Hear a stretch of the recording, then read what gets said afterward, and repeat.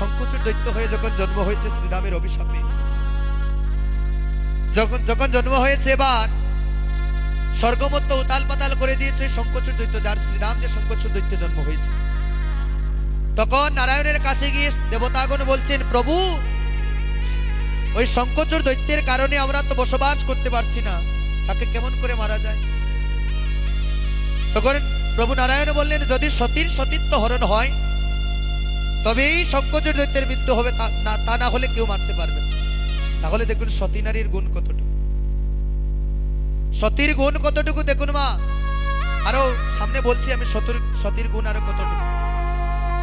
এবার সতীর যখন সতীত্ব হরণ করলেন গোবিন্দ, শঙ্খচূড় দৈত্যের মৃত্যু হয়েছে। যেই মাত্র সতী জানতে পারলেন যে তার সতীত্ব গোবিন্দ হরণ করেছেন, সেই মাত্র কেঁদে কেঁদে স্বয়ং কৃষ্ণকে অভিশাপ দিয়ে দিচ্ছেন। সতী পারবেন দিতে? সাহস আছে, ক্ষমতা আছে? সতী অভিশাপ দিচ্ছে, হে কৃষ্ণ, তুমি যে আমার সঙ্গে পাষাণের মতো কাজ করেছো, আমি তোমাকে অভিশাপ দিলাম কৃষ্ণ, এই জগতে বাজারে তুমি যে পাষাণের মতো আমার সঙ্গে আচরণ করলে, আমি অভিশাপ দিলাম কৃষ্ণ, এই জগতে যেন তোমার শিলা কুলে জন্ম হয়ে যায়, পাথর কুলে যেন তোমার জন্ম হয়, তুমি যেন পাথর হয়ে যাও। সতীর অভিশাপে কৃষ্ণ পাথর হয়ে জন্ম নিয়েছে, শিলা। যে শিলার বিগ্রহ হয়ে গোবিন্দের আমরা পূজা করি, ওই বিগ্রহটা। এবার সতী যখন অভিশাপ দিয়েছে, এবার সতী বলছে, প্রভু আমার পতির প্রাণ তুমি ফিরিয়ে দাও। বাবা গোবিন্দ শুনে যদি পতির প্রাণ যদি ফিরিয়ে দেন, তাহলে জগতের কলঙ্ক উঠবে না? যদি আজ শঙ্খচূড় দৈত্যের প্রাণ ফিরিয়ে দিন, আরেকদিন আরেকজনের প্রাণ ফিরিয়ে দিতে। বললেন, না সতী, দেখো শঙ্খচূড় দৈত্য মৃত্যু হয়েছে, স্বর্গমত্ত উতাল পাতাল করে দিয়েছে, আমি আশীর্বাদ করছি শঙ্খচূড় দৈত্যের এক একটা অঙ্গ থেকে এক একটা জিনিসের সৃষ্টি হবে। দেখুন দৈত্য হয়েও গোবিন্দ সেবায় লেগেছে। যদি স্ত্রী যদি কৃষ্ণ ভক্ত হয় মা, তার স্বামীকে অনেক উপরে উঠাতে পারে। আর স্ত্রী যদি কৃষ্ণ ভক্ত না হয়, তার স্বামীকে অধঃপতনের দিকে টেনে। আজকে একটা অত্যন্ত দুঃখের একটা বিষয়, আজকে যেই মাত্র দুপুরবেলা শুনতে পেয়েছি, একজন আমার অতি প্রিয় একজন দাদা, উনি খুবই কৃষ্ণ ভক্ত, ওনার স্ত্রীও কৃষ্ণ ভক্ত, প্রচুর ধন সম্পদ আছে, অর্থ সম্পদ আছে, এত ভালো মানুষ, কি বলবো, বলার কোনো ভাষা নেই। আমার মনে হয়েছে যে এত ভালো মানুষ আমাকে কতদিন কল দিয়ে কত উপদেশ দিয়েছেন, আমি কেমন ভাবে কীর্তন করব, কেমন ভাবে করলে ভালো হবে, কোন পথে গেলে উপকার হবে।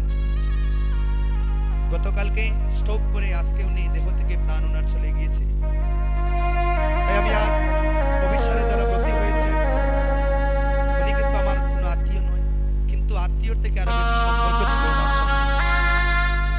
আজ যদি এখানে কীর্তন না হতাম, কিন্তু ঠিকই চলে যেতাম গোলাগঞ্জে, যে সাদা পাথর ওইখানে।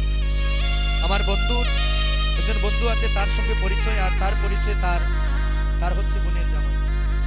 উনি আজ এই জড়জাগতিক জগৎ ছেড়ে চলে গিয়েছেন। তাই সবাই একটু ওনার জন্য প্রার্থনা করবেন, যাতে যেন ওনার গোবিন্দ চরণটা যেন লাভ হয়ে যায়। প্রেম সে বলো রাধা রানী কি, রাধা রানী কি, রাধা রানী কি। এবার আশীর্বাদ পাচ্ছে সতী। সতী বলছে, আহারে তাহলে আমার পতির প্রাণ কি হবে? বলে, আমি আশীর্বাদ করছি তোমায়। তাই সতীকে আশীর্বাদ করলেন, সতী আমি আশীর্বাদ করলাম, তোমার স্বামীর হৃদয় থেকে সৃষ্টি হবে জানে। জানটা আমরা বাজাই না কীর্তনে, ওই জান সৃষ্টি হয়েছে শঙ্খচূড়ের হৃদয় থেকে। শঙ্খচূড়ের কর্ণ থেকে শিবকুষার সৃষ্টি হয়েছে, যেখানে আমরা চরণামৃত দিই। দেখবেন কানের গঠন আর শিবকুষার গঠন প্রায় একই রকম। শঙ্খচূড় দৈত্যের নাসিকা থেকে ঘণ্টার সৃষ্টি হয়েছে, তাই নাকের মতো দেখবেন ঘণ্টা হবে। শঙ্খচূড় দৈত্যের স্তন থেকে করতালের সৃষ্টি হয়েছে, তবু সতী তুলসী সন্তুষ্ট নয়, বলছেন আমি আমার পতির প্রাণ চাই। এবার বলছে, সতী তোমায় আমি আশীর্বাদ করছি গো। শোনো, তুমি তো তোমার পতিকে চাও, তোমার পতির দেহটাই সমুদ্রের জলে ভাসিয়ে দেওয়া হয়েছে, সেই জলের মধ্যে ভাসতে ভাসতে তোমার স্বামীর হাড় থেকে সৃষ্টি হবে শঙ্খের, আর ওই শঙ্খটা প্রতিটা রমণী বিবাহের পরে আরেকজন পতিরূপে হাতে দিয়ে রাখে।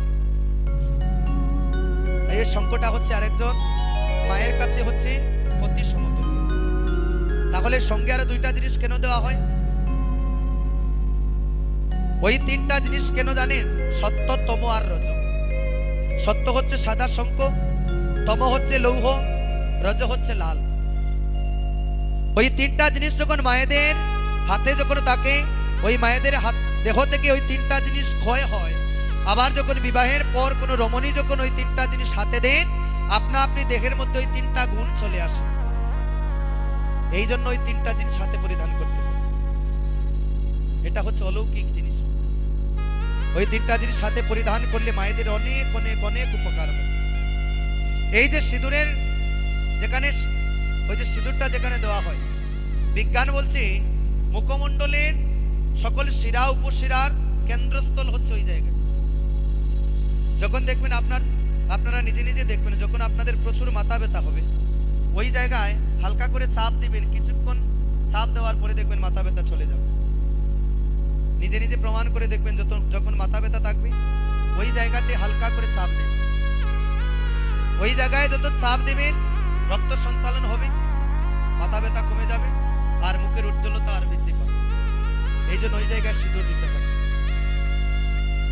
ওই তিনটা জিনিস আমরা জানলাম। সিঁদুর কেন দিতে হয়, সিঁথিতে কেন দিতে হয়, সিঁদুর 5টি জায়গায় দিতে হয়। এবার শঙ্খ কেন দিতে হয় তাও জানলাম। এবার বলছে সখী রে, ওই শঙ্খযুদ্ধ দৈত্যের তো মৃত্যু হয়েছে। এবার সখী বলছে, সখীরে আমার জন্ম হয়েছে শুধু কাঁদিবার লাগি, আমার জন্ম হয়েছে শুধু কাঁদিবার লাগি। আমি জন্ম দুঃখী অভাগিনী রাধারানী। মামা, রাধারানীর মা কয়জন জানেন? রাধারানীর মায়ের নাম জানেন? জানেননি গো? কৃত্তিদা। আরেকজন মা আছেন জানেন? রাধারানীর মা হচ্ছেন 2 জন। একজন হচ্ছেন কৃত্তিদা আর আরেকজন হচ্ছেন পদ্মফুল। যে রাধারানীর পদ্মফুলে জন্ম হয়েছিল। রাধারানী যখন জন্ম নিয়েছিলেন, রাধারানী আপনাদের এমন স্বাভাবিক ছিলেন নাকি অন্ধ ছিলেন? অন্ধ ছিলেন রাধারানী। কেন ছিলেন জানেন? রাধারানী অন্ধ ছিলেন কারণ যে আয়ান ঘোষ রাধারানীকে পেয়েছে, পূর্বজন্মে সাধনা করেছিল প্রভু নারায়ণের। নারায়ণ সন্তুষ্ট হয়ে আশীর্বাদ দিতে যখন গেলেন, তখন ওই পূর্বজন্মে যখন সাধনা করেছে সে বলছে আমি লক্ষ্মী দেবীকে আমার স্ত্রী রূপে চাই। গোবিন্দ আশীর্বাদ দিয়েছিলেন, নারায়ণ আশীর্বাদ দিয়েছিলেন তথাস্তু তুমি পাবে, কিন্তু ওই জগতে তোমার নপুৎসৎ হয়ে জন্মগ্রহণ করতে হবে। তুমি নপুৎসৎ হয়ে জন্ম নেবে, তুমি না পুরুষ না মহিলা। ওই নপুৎসৎ হয়ে তোমার জন্ম হবে, তুমি রাধারানীকে পাবে, তারপর যুগে তুমি রাধারানীকে তোমার স্ত্রী রূপে পাবে। তাই আয়ানের গরণী হচ্ছে রাধারানী।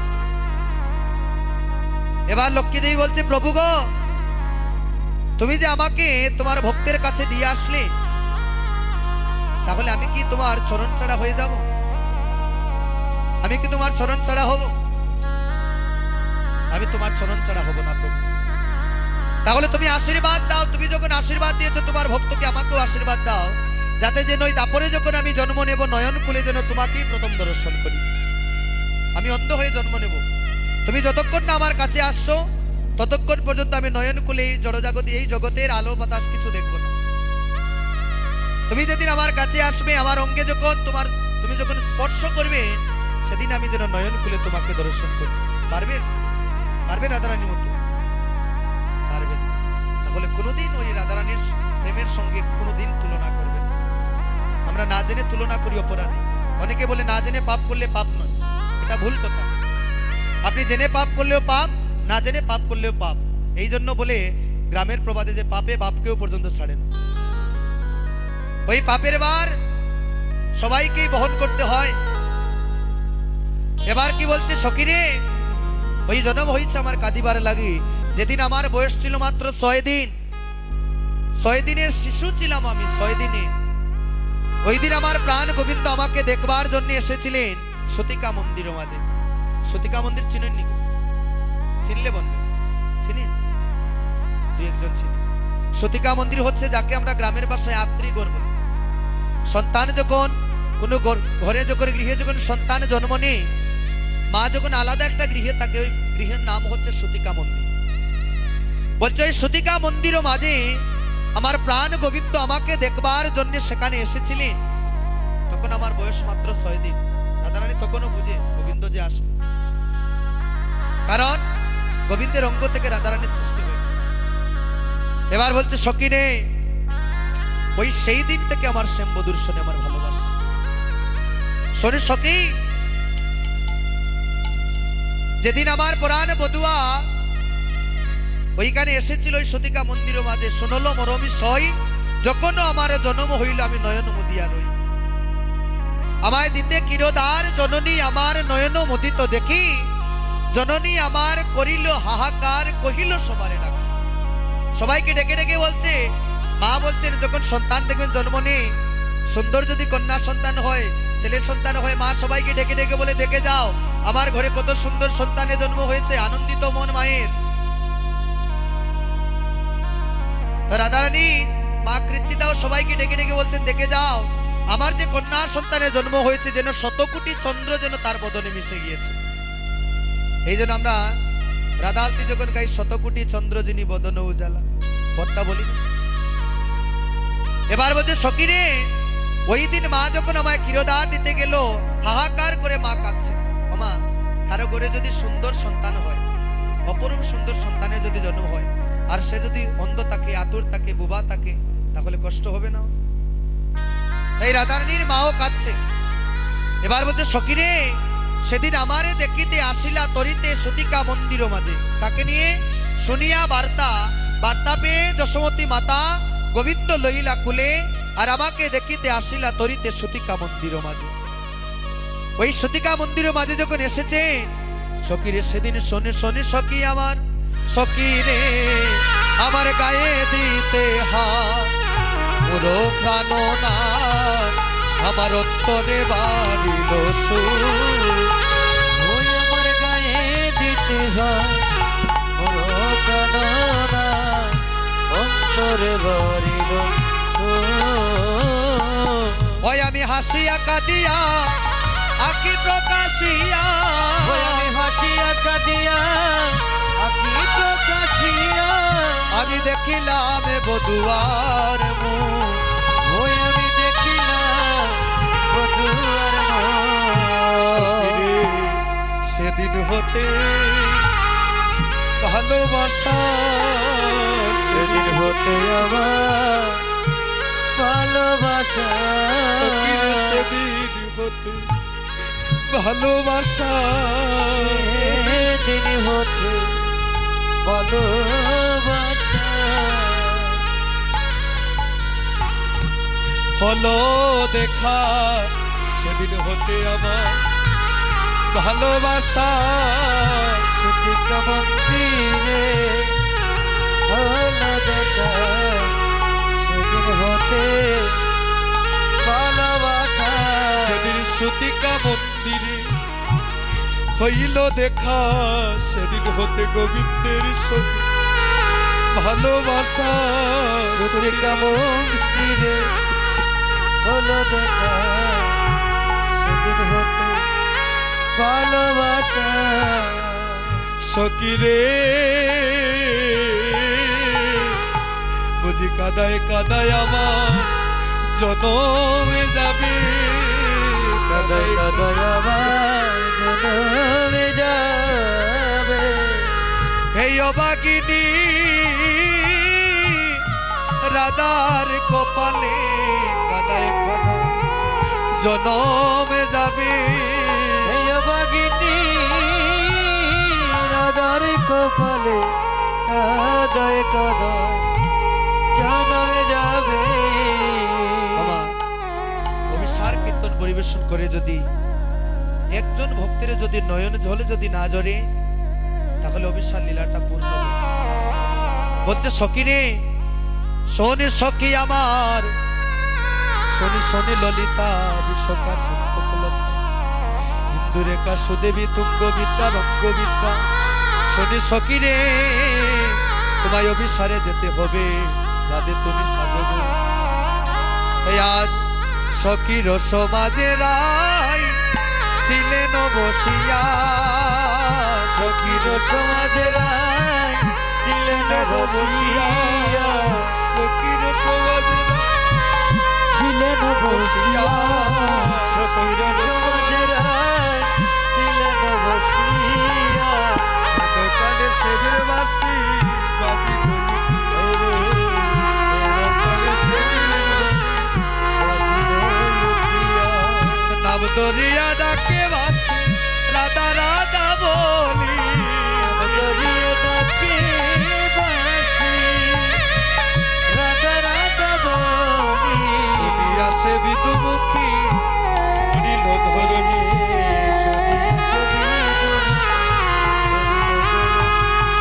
আর তো গৃহে রইতে নারী সখিরে করয় অভিশাপ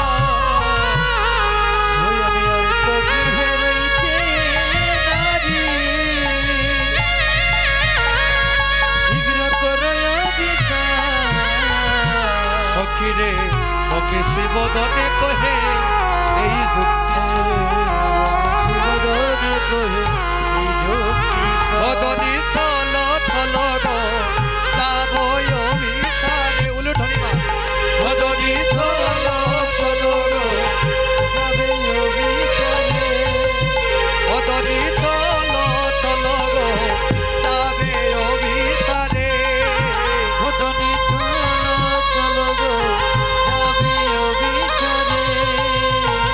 ওরাই দনি তুমি সাজত দেখি তুমি সাজত দেখি গরাই সাজত দেখি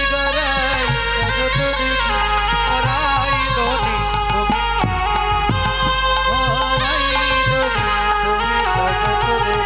আজ রাইধনী ওই বংশীর ধ্বনি শুনেছে শুনে আজ আমার পাগলের মতো হয়ে গিয়েছে বলছে সখীরে তুমি সাজতে হবে অভিসারে যেতে হলে কারণ মা পুরাণ বধুয়ার নিকটে রাধারানী যাবে না সাজলে হবে কিন্তু আজ রাধারানী যে সাজবে সাজার মতো তার সে বুঝতেই পারছে না কেমন করে সাজবে তাই রাধারানী সাজছে আজ কেমন করে বলছে রাইধনী তুমি সাজো সুন্দর করে তুমি সাজো তাই আজ রাই সাজে বাসি বাজে বলুন ধরি না পড়িল উলে গো না পড়িল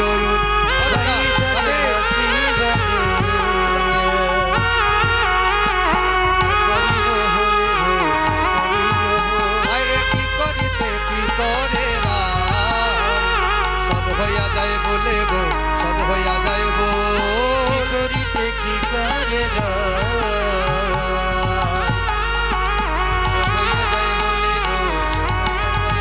ও রাই দনি তুমি সাজত দেখি আরে মুখরে আছরে রাইয়া দেখে সবারে গো দেখে সবার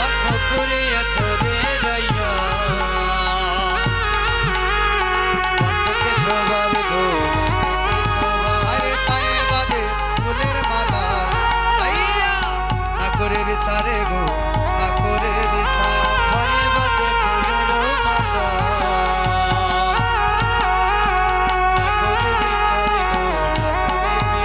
ও রাই দনি গো তুমি সাজত দেখি ও তুমি সাজত দেখি গোরাই সাজত দেখি ও রাই দনি গো তুমি সাজত দেখি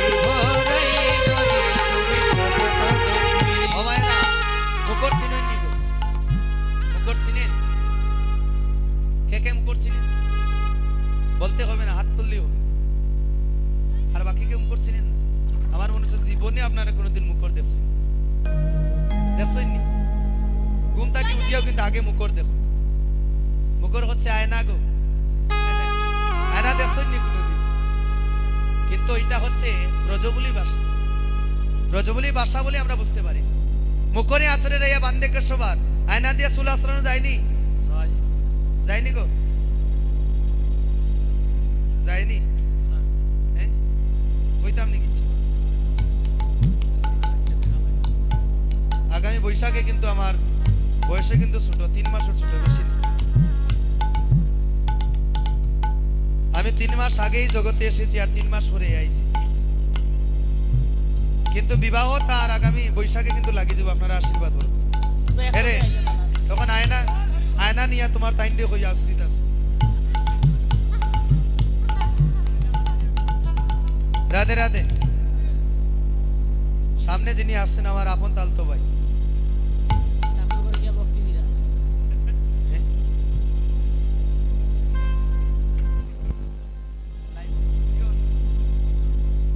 আচ্ছা, না দেখ হইয়া।